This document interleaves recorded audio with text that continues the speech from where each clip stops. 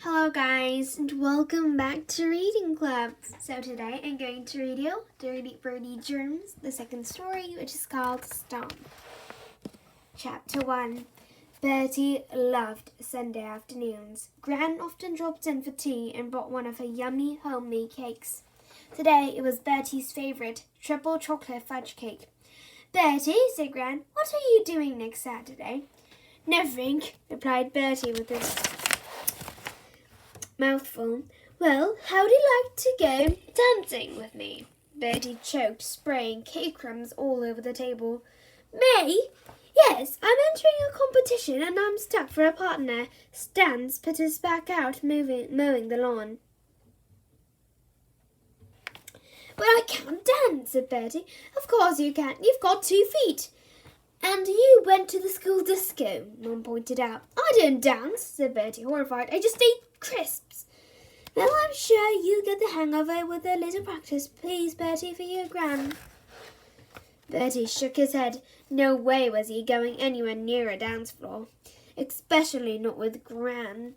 The kind of dancing she did was the kind he'd seen on telly, ballroom dancing. It was all prancing round in tight trousers and fluffy petticoats. There was no way Gran was going to talk him into this one. He'd rather eat dog food than have to dance like that.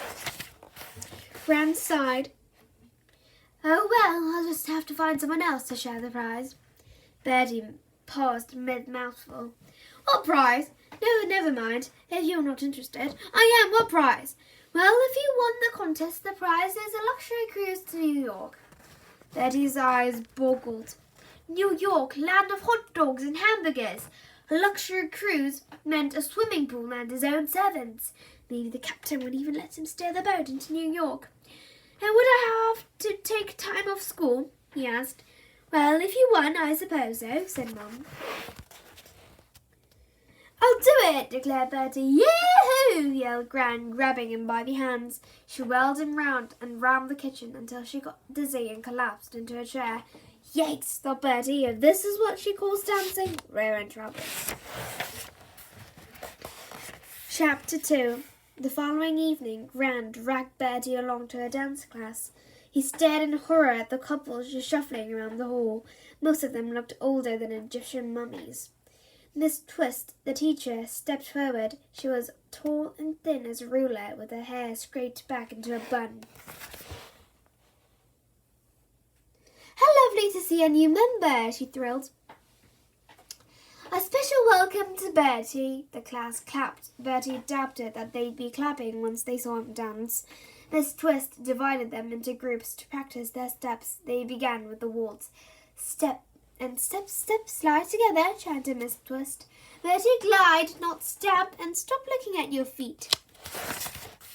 Bertie groaned. This was impossible. How could he tell what his feet were doing if he couldn't look at them?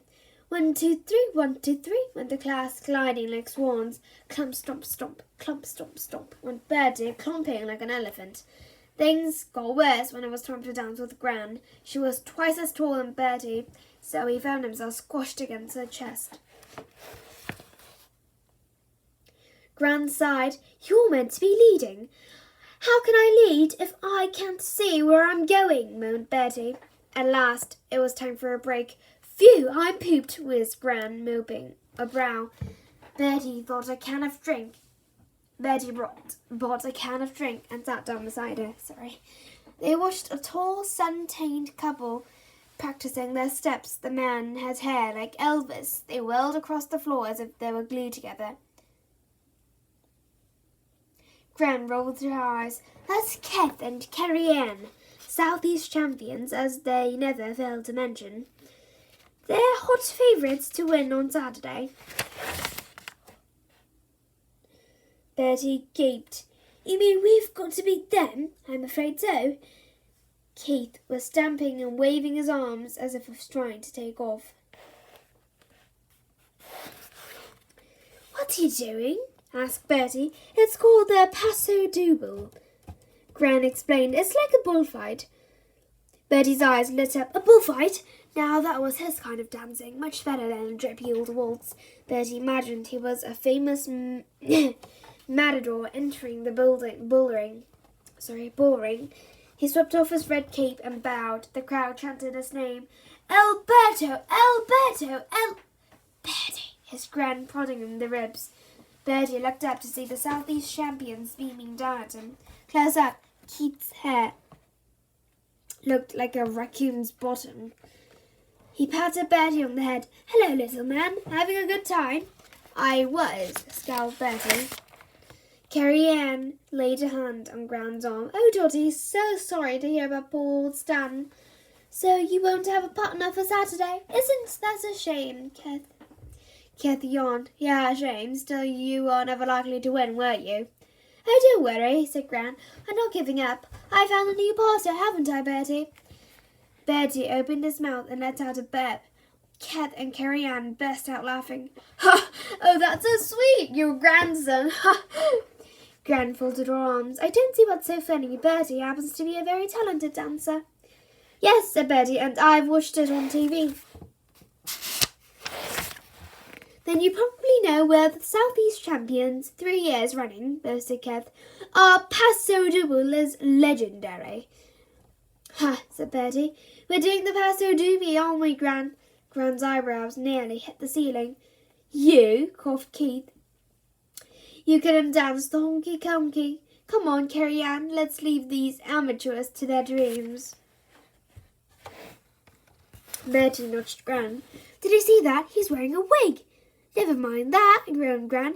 Why do you tell them we're going to dance the Paso Doble? Bertie shrugged. It just came out. Anyway, I thought you wanted to win. I do, but the Paso Doble takes months of practice. Bertie slurped the rest of his drink. Well then, we better get started. Chapter 3. For the rest of the week, Bertie practiced every spare minute. He was determined that he and Gran were going to win the contest. No way were creepy Keith and Carrie Ann winning that luxury cruise. Bertie threw himself into learning to dance like a matador. He practiced his steps in his bedroom, stomping up and down until his dad yelled at him to be quiet. He practiced on his way to school, which drew funny looks from people at the bus stop. And on a Friday, Mom found him having a tug-of-war with Whiffer in the kitchen. Bertie, what on earth are you doing? She cried. Practicing, panted Bertie. Mom took a closer look. That's not my best scarf, is it? I only borrowed it. I need it for my costume. It's filthy. Take it out of Whiffer's mouth. I'm trying, gasped Bertie. He won't let go. There was the sound of something ripping. Whiffer let go. Phew, puffed Bertie, sitting down. Dancing is hard work. Saturday, the day of the contest, arrived. The finals were at the Regency ballroom. Bertie's family were coming, even though he begged them to stay away. Susie said she wouldn't miss it for the world. On the way, Gran and Bertie called in at the hire shop to pick up their costumes. Gran's dress was Spanish with bright red polka dots. Unfortunately, it was made for someone a lot smaller than her. Bertie stood outside the changing room while she wrestled with the zip. You have to breathe in, panted the shop assistant. I am breathing in, moaned Gran. Bertie had a smart Nada's costume with a black hat and a scarlet cape. He stood in front of a tall mirror, swirling the cape like a bullfighter. Olé! Olé! Oh, oops! A stack of boxes toppled off the counter. Quickly, he bent down to pick them up. The boxes contained practical jokes such as ice cubes, flies, and whoopee cushions. Most interesting of all was a small red box. Bertie's eyes gleamed. Think of what you could do with itching powder. You could use it on someone you don't like. Kath or Carrie Ann, for instance. Come to think of it, that wasn't a bad idea. It might even help him to win the contest. He slipped the box into his pocket and left some money on the counter. Chapter 4. At the Regency ballroom, the audience were taking their seats. Bertie and Gran hurried backstage to get ready. While Gran pinned up her hair in front of the mirror, Bertie looked around. Now was his chance. He set off in a search of their rivals. He found Carrie Ann in a private dressing room wearing a petticoat and a scowl. What do you think you're doing? She snapped. Oh, sorry, I was looking for Gran, said Bertie. She's not here, said Carrie Ann. But since you barged in, you can make yourself useful. Fetch me my dress from the rail. It's the blue one with the sequins. Bertie closed the door. This was too good a chance to miss. He found the dress on the rail, checking to see no one was watching. He took out the red box from his pocket. Ket's laugh boomed from the next room. It's hilarious. The kid hardly comes up to her waist. That did it. Bertie shook some of the orange powder into the linings of the dress. It wouldn't take long to work. Then they would see who was hilarious. Ladies and gentlemen, will our dancers please take to the floor for the Paso Doble? The lights dimmed and a trumpet fanfare spilt the air. This is it, thought Bertie. His costume was making him sweat. Worse still, his cape was so long it kept getting under his feet. Bertie, we're on, whispered Gran, shoving him in the back. Bertie stumbled onto the floor. The audience giggled. They'd never seen a matador wearing pimsoles. Gran skidded into the spotlight, grabbing Bertie to keep her balance. In the front row, Mum, Dad and Susie tried to keep a straight face. The music started. Kath, Carrie Ann and the other couples wove patterns across the floor. Bertie swirled his red cape round and round. He was Alberto, the fearless matador. Stomp, stomp went his feet. Swish, swish went his cape. Stomp, swish. Ah! The cape had gone right over his head. Bertie blundered about blindly, trying to get it off. Ow! He collided with something soft. It was Gran, and the two of them wobbled and swayed like wrestlers on ice. Gran stepped on the train of her dress and fell over. Bertie landed on top of her. Look out! Cried one of the couples, but it was too late. Crash! Thump! Thud! Bertie pulled off the hat which had fallen over his eyes. Dancers lay struggling in a messy heap of arms, legs, bows, and ruffles. Bertie clambered off Gran, whose dress had spilt at the back, revealing a winter vest. A judge was marching towards them with a clipboard and a grim expression. Bertie had a feeling his dancing days were over. Gran and Bertie sat watching the final in progress. The judges had disqualified them as a danger to other contestants. Oh well, said Gran. We did our best. Sorry, we won't be going to New York. It's okay, shrugged Bertie. It's just a pity those two show-offs are going to win, said Gran. They'll be bragging for weeks. Look at them. Bertie watched Ket lift Carrie Ann over his head. Her shoulders twitched. I won't be so sure, he said. Maybe things are just warming up. Suddenly, Carrie Ann was beginning to act rather strangely. She was wiggling around as if she had ants in her pants. Down on the dance floor, the itching powder was beginning to work. What's wrong with you? Hissed Ket. I can't help it, she moaned. It's the stress. It's so itchy. She clawed at her back.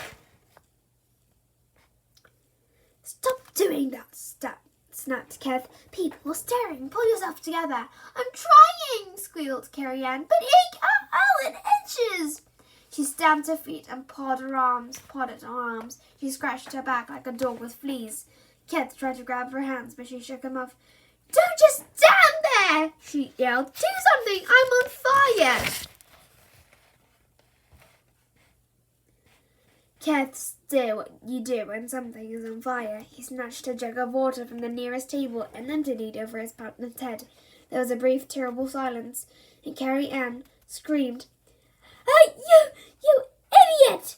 She swept at Kev. He gasped and turned bright pink. Clutching at his bald head, he fled from the hall. See, shouted Bertie, I told you it was a wig.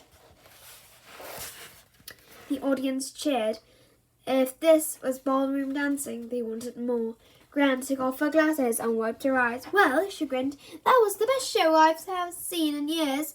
I wonder what you've got into Carrie Ann. Bertie looked blank. Search me, he said. Maybe she just had an itch. Things hadn't worked out so badly in the end.